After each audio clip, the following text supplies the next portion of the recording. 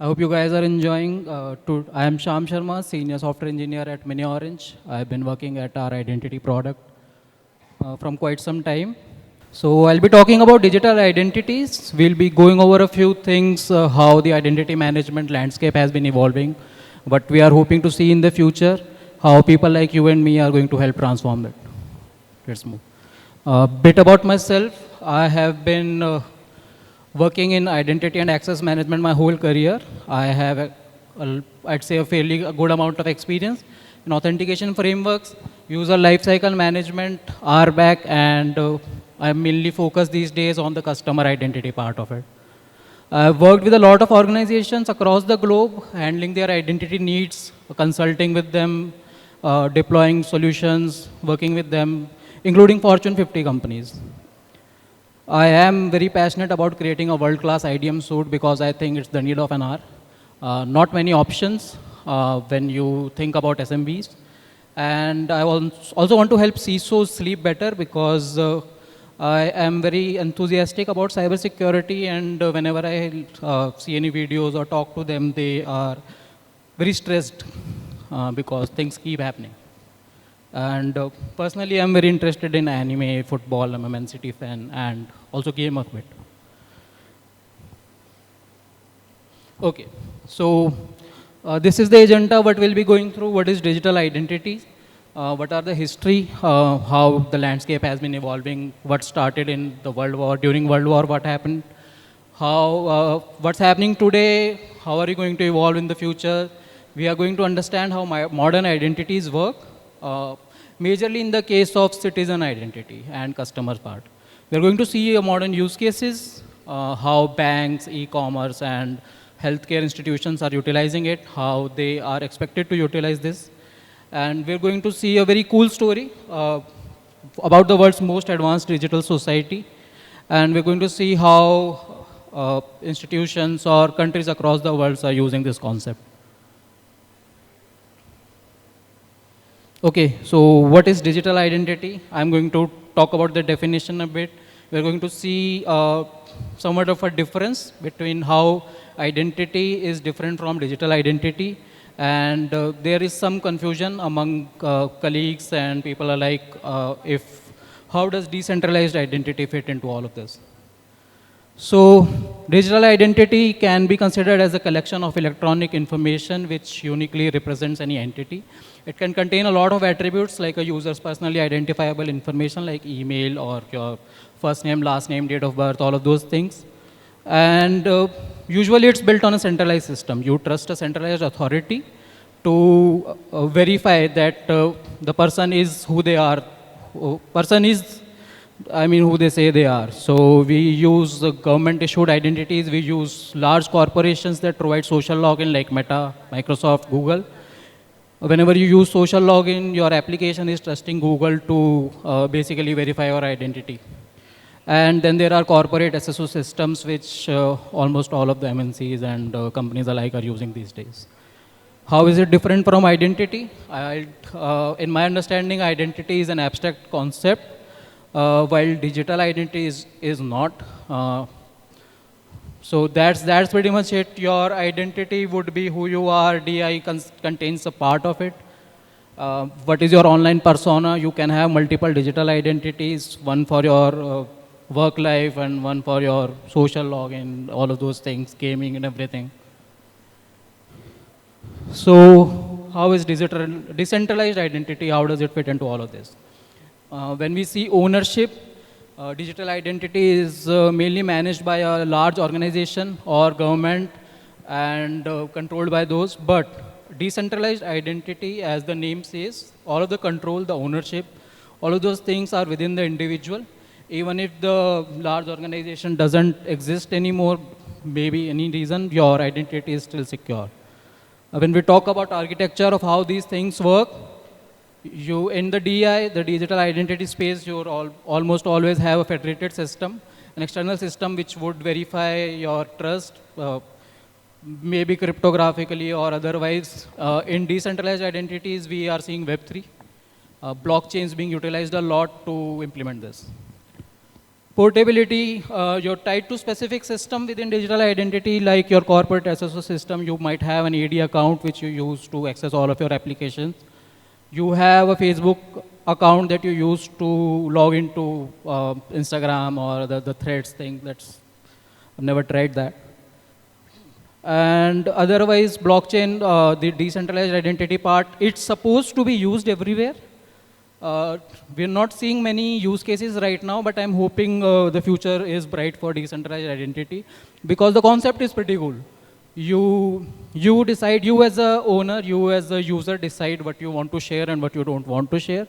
In DII, so let's say if I use social login for any application, the onus of responsibility of sharing what we want to, what user attributes are being shared, the onus of responsibility is on the application and on the provider end.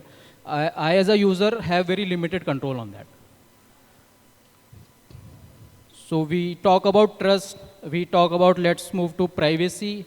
Mostly relies on government, big organization.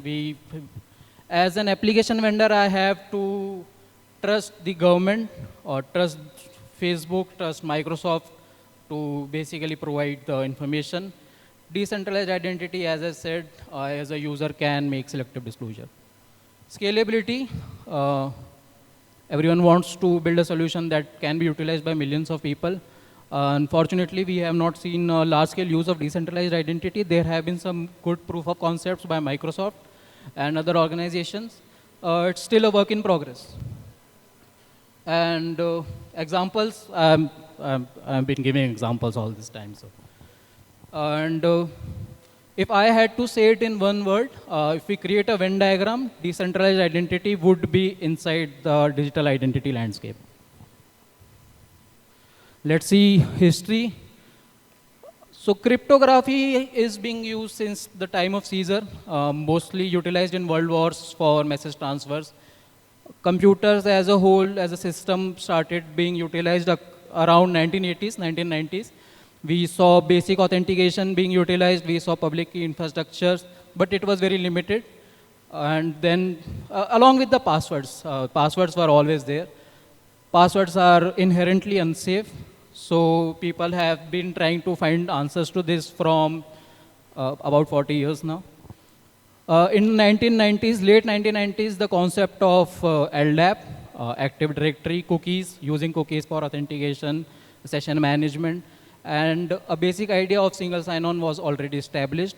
I think around 2000, there was an RFC published about SAML, which organizations have started using. And in 2000s, early 2000 to until that global depression, we were seeing emergence of MFA, your federated identity. When I say federated identity, it basically means a third party is storing all of your data. So your corporate SSO system, all of your identities are in your identity provider or mostly AD. And social login, Facebook, Google, those kind of things. SAML as a protocol for authentication gained quite a lot of emergence during that time, still being used widely today. OAuth, the concept of OAuth was established in 2000, late 2000. And a lot of IAM companies originated during that time. All of your Okta and even miniOrange started early 2010s. And 2010, CIM, we have been seeing a lot of cases, companies. So by that time, what happened was almost all of them were using either AD or any workflows identity management system.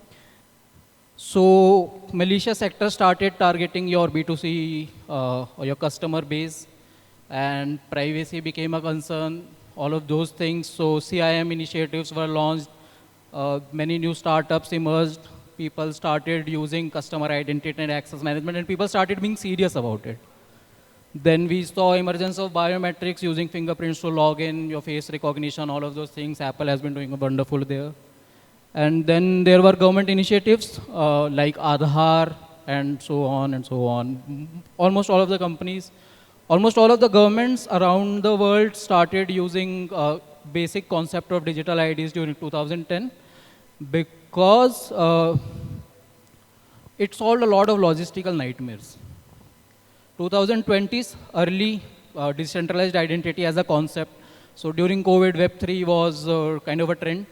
And after that, people started seeing how can we use it in identity management. There was always a looming threat of war. If there is a war and a big country attacks a smaller country, they can cripple their infrastructure, they can remove their history, as we'll see. And so that's why decentralized identity came into play. There is something called verifiable credentials, which I would like to ask all of you to read a bit about. Good thing. Using government-issued identity to access services. Right now, people might start using Aadhaar to access a lot of government schemes. So that's what started during 2020. This happened in India a bit late. People have started using it a bit earlier. In the future, we are seeing trends of self-sovereign identity. So the concept that I explained a bit earlier, that I as a user would want to decide what attributes I want to share, what information do I want to share with which vendor. So that concept, usually self-sovereign identity would see. Global IDs, one major problem that I see is passports, driving license. What happens when you go to another country? So what if driving license were issued globally?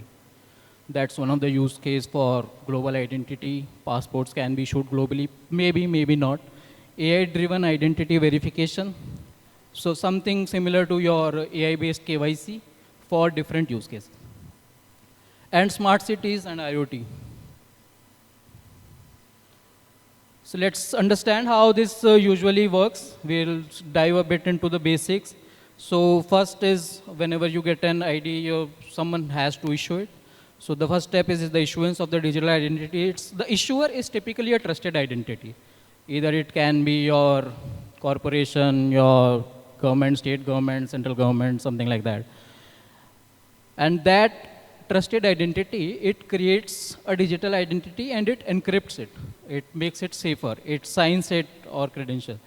And it can contain your date of birth, your email, all of your personally identifiable information, and something else if you want. Cryptographically signed seems to be very secure these days. And let's see. Mostly it will depend on how quantum mechanics evolves, but right now this is the best bet that we have. Then once you have issued an ID, how is the user supposed to take it somewhere or store it or something like that? So then we have the concept of digital wallets. One example of that is DigiLocker. You must be, I have started using DigiLocker since 2017, 2018 when we were asked to upload our 12th mark sheets there. And our college started using those. So very good concept. DigiLocker contains a lot of things now. We don't have to carry a lot of documents with us. So we have, someone has issued me an identity. I have a wallet kind of a thing where I can store that. I can store other things. So what next? Let's say a user is trying to access an app, access a service. What happens? The service requests the users for verification. We click that I want to log in with the Aadhaar, or I want to log in with something like that, maybe DigiLocker. So there is a request for verification sent to the issuer, which is the Aadhaar database or something like that. And how it usually works is, whenever DigiLocker would send a hash, an encrypted hash to the application, and then there is a public key that I will share when I approve. From that public key, the hash would be decrypted, and I'll get a string, and then from the wallet, whatever I received, I'll receive some information. I'll ask the trusted issuer to verify that hash, and then I'll get the response. So basically, you are just matching two hashes at the end. And once that is verified, we have authentication, and then we have access. How is it being used? A holder requests for an identity. The issuer grants the credentials. We try to log into any application. Request is sent to the issuer, and then we get access. What are some use cases that are being worked upon right now by us and by other identity vendors? And some of the organizations across the globe have already starting all of those things. Let's talk about banking. Very good example would be, I think, IDBI Bank. A friend of mine opened an account in IDBI Bank some time ago. The process was pretty simple. He didn't have to visit. All of that happened through mobile phone, the smartphone application. And when we delved a bit deeper into it, it was digital KYC. You have biometric logins. I use biometric login to log in almost daily to my banking application. So these are some of the use cases. E-commerce. E-commerce doesn't just cater to customers. You have your suppliers, you have your vendors, you have your whole of your supply chain. And digital identities can be used to simplify a lot of those things. I, as a user, would want to utilize one single credential or one single identity across all of the e-commerce spaces, all of the stores that are popping up right now, thanks to Shopify. And there's that. We can, as a supplier, I would want to, let's say I cater to a lot of businesses. I would want to utilize my own single identity that is issued by a trusted issuer to access various customers that I have. And how it is supposed to work is, since you have a wallet, all of that is trusted, so you can utilize this thing a bit. Healthcare, patient identity management. Imagine a scenario where since birth, all of your medical records are in the same place. You can visit any doctor, you don't have to take any reports. Whenever you get a test, all of those reports are linked to your patient ID, let's say, and it's managed by the government. Lot of paper would be saved first, and you don't have to keep visiting the same place again and again. I see some people have to visit their hometown for their doctor's appointment, those kind of things.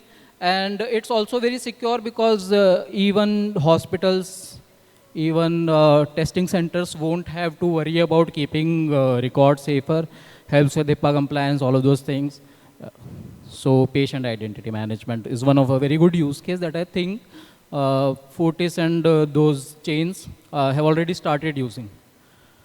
Then we go to governance, e-voting.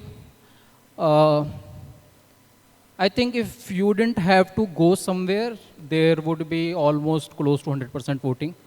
Some countries around the world have started using this, very nascent stage, but looks promising. Digital services, as I said, you use your government issued ID, you use your social security number, or you use your sync pass to access various government schemes. Education, all of your educational records, all of your results, all of your test results stay in the same place. You change schools, nothing changes in the records. You go to college, all of your credentials, all of your results cannot be faked.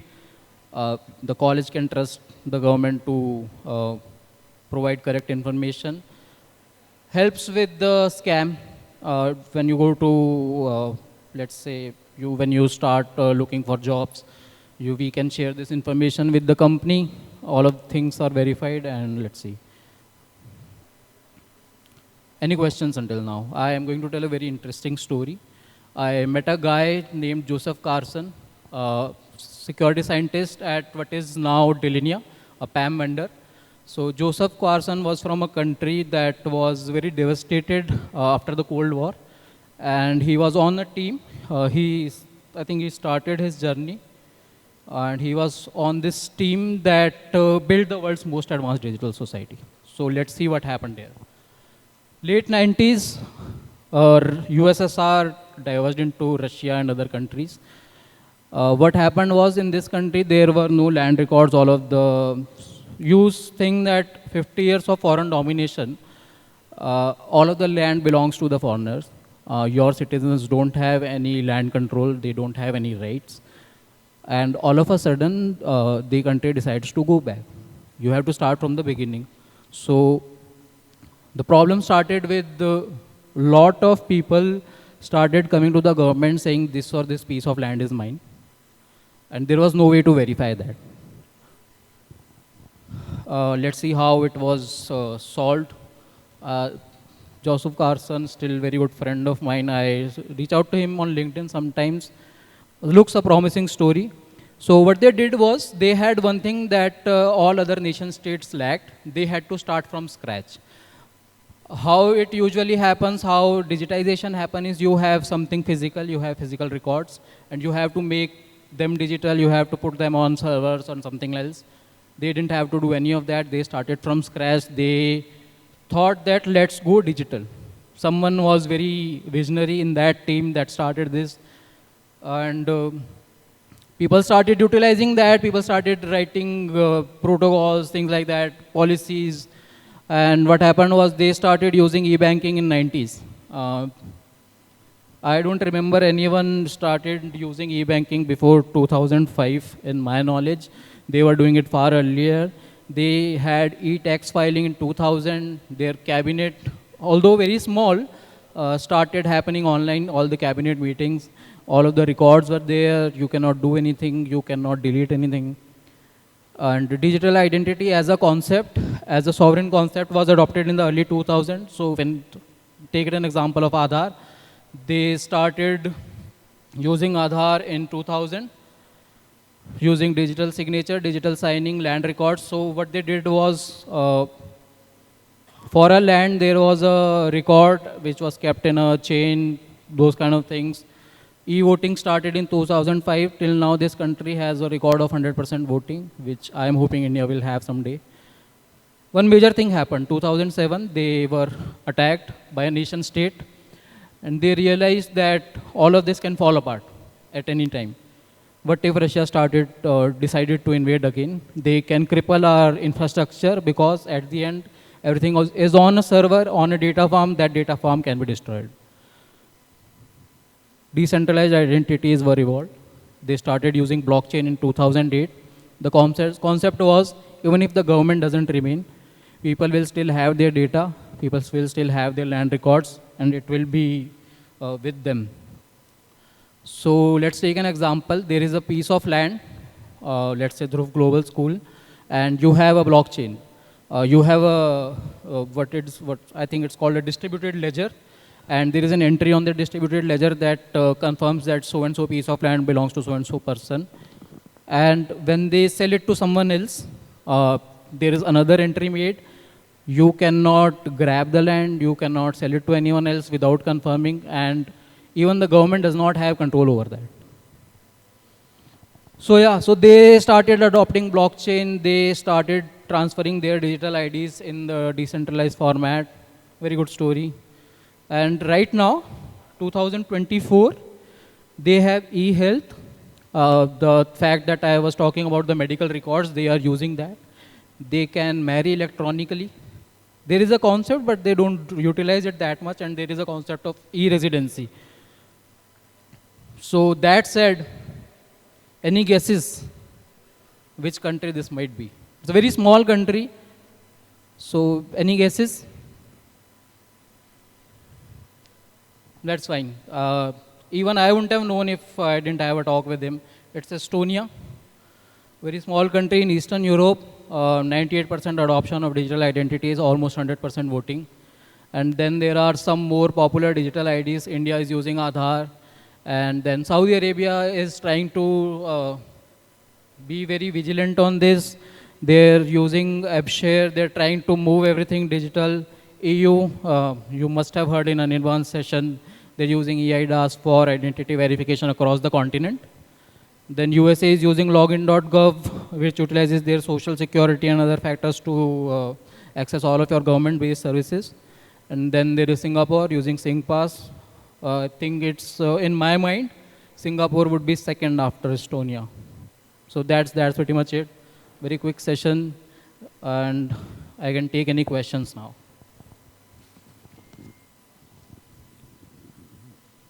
All right, thank you very much. Thank you for being a lovely audience. I hope you enjoy. Please give me a feedback. Thank you.